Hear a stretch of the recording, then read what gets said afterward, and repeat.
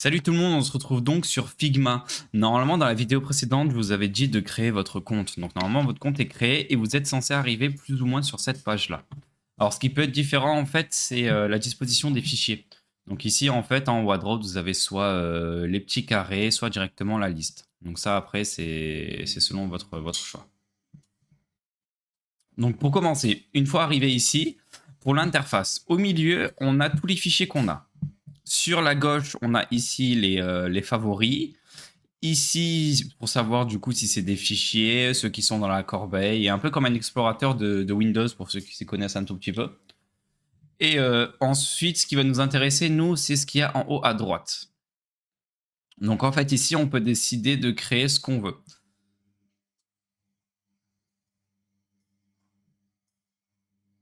Donc ici, moi, par exemple, je vais choisir le fichier design, parce que nous, on va commencer à créer un design. Donc une fois qu'on clique sur design, ce qui se passe, c'est que là, on a une nouvelle interface qui est complètement différente de l'ancienne. Donc ici, en gros, c'est notre tableau de bord et on va pouvoir commencer à créer notre projet. Donc la première chose à faire, ici en haut à gauche, donc on a bien le signe Figma et en dessous, on a le nom du projet. Donc là, on peut mettre, admettons, projet YouTube. Voilà, et ici, on a bien le draft free. En fait, Figma propose une version gratuite et une version payante. La version payante, elle n'est pas très utile, sauf si vraiment vous êtes UI, UX designer. Sinon, pour ce qu'on va faire, la version gratuite suffit amplement. Donc, comment se compose l'interface?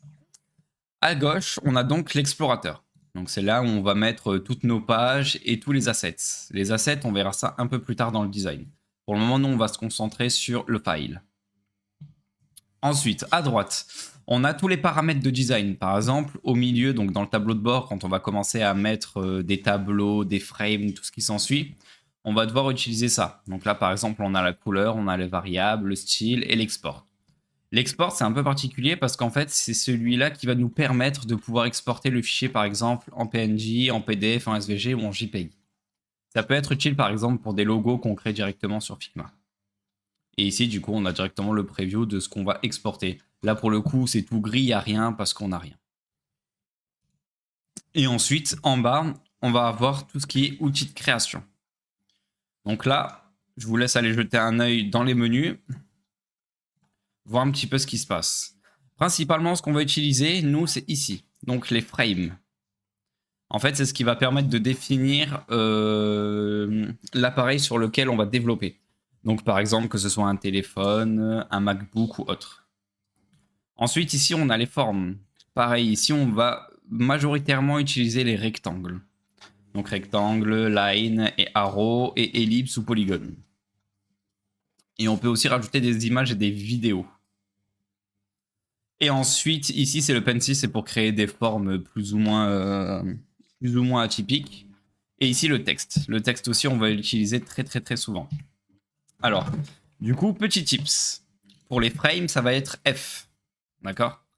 Donc, en fait, quand on va cliquer sur F, ce qui va se passer, c'est qu'à droite, on va ouvrir les paramètres de frame. Donc là, c'est écrit frame. Et en fait, c'est ici qu'on va sélectionner l'appareil sur lequel on veut créer notre design. Donc là, par exemple, vous voyez, si je veux le créer sur l'iPhone, on a plusieurs iPhones, le 16 Plus, le 15, le 13, etc. Ou alors, si je veux simplement le faire pour du web, donc ce qu'on va faire nous, je vais aller sur Desktop et je vais chercher quelque chose. Donc là, ce qu'on peut faire, c'est un MacBook. Comme ça, on aura une petite présentation. Ou sinon, on peut le faire directement sur Desk. Donc moi, je préfère le MacBook, étant donné que le MacBook, après, on aura un visuel à montrer. Donc là, en fait, quand on clique sur le MacBook dans le paramètre de frame, il nous crée directement une page, donc ici avec des dimensions. Donc ici, on peut voir dimension, c'est la longueur et la hauteur, d'accord? Donc là, on voit que c'est 1280 et 832. En fait, ça permet de définir du coup les dimensions de l'écran du navigateur, d'accord, du MacBook. Donc ça peut être utile en fait pour avoir une certaine mise en disposition. Parce qu'en fait, ici, par exemple, ce que je peux faire, c'est créer un rectangle. Le problème, c'est que si je crée un rectangle et qu'il est de cette disposition-là, mes éléments risquent de ne pas être exactement pareils quand je vais l'avoir dans le navigateur. Donc le mieux, c'est d'ouvrir une frame, d'accord, donc avec le raccourci F, et de choisir un preset. En fait, le preset, ça permet vraiment d'être le plus adéquat avec le navigateur.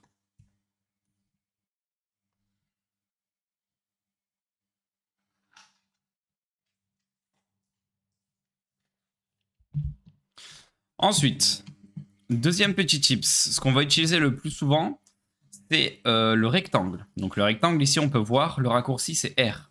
Donc en fait, quand on tape R, on a la petite crossbar qui apparaît. Ce qu'il faut faire, c'est simplement cliquer, maintenir le clic et bouger la souris. Et en fait, ça crée directement un rectangle comme ça. Alors, à savoir qu'une fois que le rectangle est défini, donc si je clique ailleurs, là, le rectangle, on voit bien qu'il s'est ajouté dans l'explorateur à gauche. En fait, une fois qu'on a le rectangle, on peut changer sa hauteur, on peut changer sa longueur, et on peut même changer la totalité du rectangle. Donc vraiment, si au pire des cas, par exemple, j'arrive et que je misclique ici, j'ai pas besoin de nouveau l'effacer et de faire les choses correctement. En fait, je peux directement le redimensionner à l'intérieur. Et ça, c'est génial. Ensuite, ce qu'on peut faire, c'est le texte qu'on va utiliser très souvent. Donc le texte, quand on passe en survol, il nous dit que le raccourci, c'est le T. Donc quand on clique sur T, pareil, on clique une seule fois. Et là, on voit qu'il y a un typing qui clignote. Donc là, simplement, je vais dire bonjour. Donc là, on a le texte qui est directement à jour. Donc voilà pour les 3 petits tips. Donc le but, c'est de créer une frame. Donc on peut choisir sa taille d'écran. Si vous voulez simplement développer sur mobile en premier, on peut très bien mettre un mobile. D'accord? Donc là, pareil, on fait F, phone, et on choisit par exemple le 13 ou 14. Et là, on a la taille du téléphone. D'accord? Ensuite, le R pour le rectangle. D'accord? Et ensuite, le T pour le texte.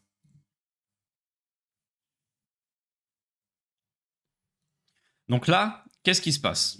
En fait, ici, à gauche, on voit plusieurs choses. Donc ici, on a 2 frames. Vous voyez, quand je les survole, ça se sélectionne en bleu sur le tableau de bord. En fait, ici, iPhone. On voit bien que c'est l'iPhone qui est sélectionné. Et ici, le MacBook qui est sélectionné. Juste à gauche des frames, en fait, on a une petite flèche. Et quand on clique dessus, on voit tout ce qu'il y a à l'intérieur de la frame. D'accord? Donc là, on voit qu'on a un texte qui dit bonjour. Et ici, on voit qu'on a un rectangle. En fait, ici, ça permet simplement de voir ce qui est à l'intérieur de la frame, ce qui peut être bougé ou pas.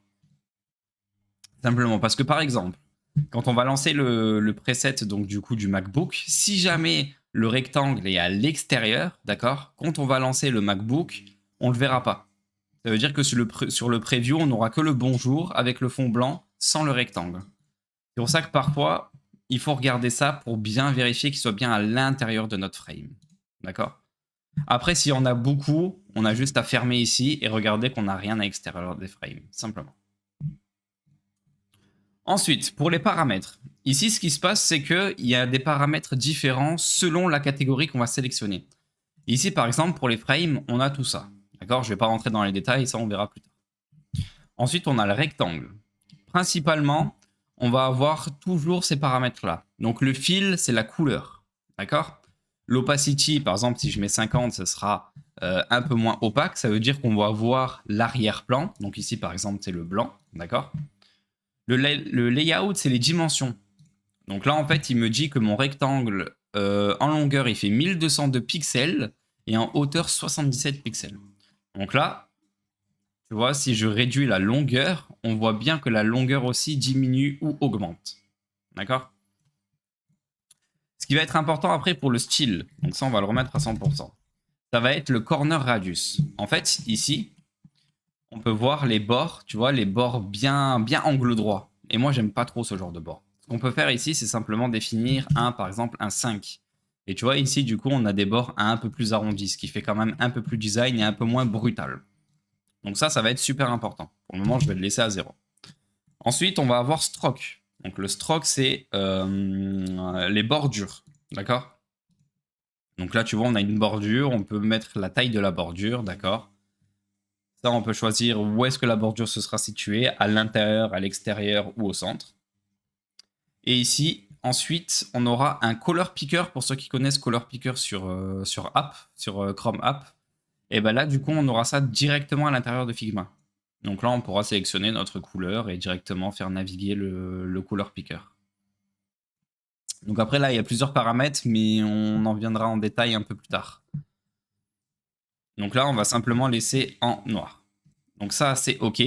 Ensuite, on a Effect aussi, qu'on risque d'utiliser pas mal de fois effectivement dans le design. Donc Effect. Quand je clique sur Effect, il s'est passé quelque chose. Ici, du coup, on peut voir qu'il y a un petit effet. Je vais vous zoomer un petit peu. Hop là, on voit qu'il y a une espèce d'effet d'ombre. D'accord? Donc ici, si on cache, on voit qu'il n'y a rien. Et effectivement, quand on le montre, il y a quelque chose. Ici, en fait, on a plusieurs effets. Donc layer blur, le inner pour que ça soit à l'intérieur, le background blur, les textures et le noise. En fait, ici, on a pas mal de choses, mais principalement, on va utiliser le drop shadow, le background blur qui peut être utile, et des inner shadow. Principalement, moi, en tout cas, c'est ce que j'utilise. Donc ici, petit tips aussi, on a un petit œil. Si jamais ici, on a énormément de design, d'accord, donc énormément d'effets, et qu'on voudrait en cacher un seul pour voir du coup si ça fonctionne sans, on a simplement à aller dessus, et on a un petit œil. Et en fait, le petit œil, on va le retrouver plusieurs fois dans les interfaces. Ça permet de cacher un élément sans le supprimer. Ça veut dire que si jamais ici, aujourd'hui, on trouve que le drop shadow en bas, il ne nous convient pas, on l'enlève. Par contre, demain, autant on va se dire, non, mais en fait, il était beau. Donc on a simplement à cliquer sur elle et on dit, ok, c'est super. Je garde mon design et je peux continuer avec ça. Donc ici, pareil. Dans l'explorateur, on peut faire exactement la même chose. Ici, on a le rectangle et on dit, non, mais en fait, le rectangle, je ne le veux pas forcément. Donc on le cache. Et là, vous voyez, il n'y a plus de rectangle. Mais par contre, si demain, je décide de le rajouter de nouveau, j'ai simplement à cliquer sur l'œil et il réapparaît. Donc ça, c'est bon à savoir. Aussi, pour le design, une fois qu'on a terminé de créer, par exemple, la barre de navigation, d'accord, on peut bloquer directement l'élément. Ça veut dire que, vous voyez, là, je ne peux plus cliquer dessus. Là, il n'y a plus rien qui fonctionne. En fait, ça permet vraiment de garder une interface fixe et de ne pas bouger les éléments. Des fois, ça nous arrive de sélectionner comme ça, et sans s'en rendre compte, on a effectivement le haut qui a été modifié. Donc moi, ça, je l'utilise très très peu, mais ça peut être utile en tout cas. Donc voilà pour l'interface de Figma. Une dernière petite chose aussi, ici on a le système de page. En fait, ici en page, on va pouvoir procéder de différentes manières. Par exemple, ici, nous, ce qu'on va créer, ça s'appelle un wireframe.